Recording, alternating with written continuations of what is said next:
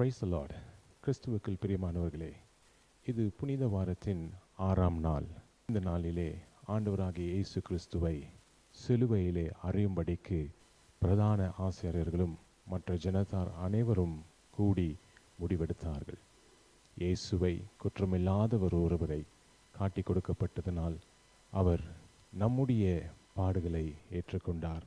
சிலுவையை சுமந்து கொல்கதா மலைக்கு அவர் கால்நடையாய் சென்று பிலாத்தினால் ஒன்றும் குற்றம் இல்லையே என்று அறியப்பட்ட இயேசுவை ஜனங்கள் எல்லோரும் சேர்ந்து அவரை தண்டனைக்குள் உட்படுத்தினார்கள்.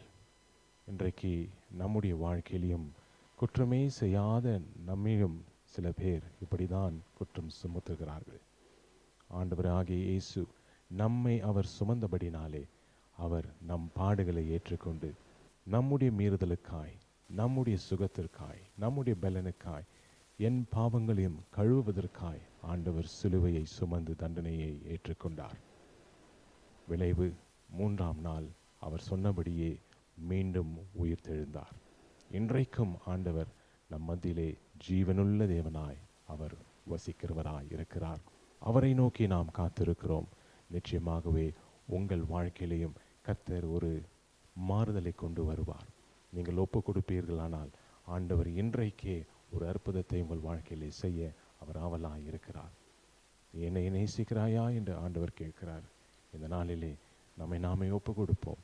கர்த்தருடைய அன்புக்குள் நாம் வருவோம். நிச்சயமாகவே கர்த்தர் நம்மை பலப்படுத்துவார், ஆசீர்வதிப்பார். God bless you.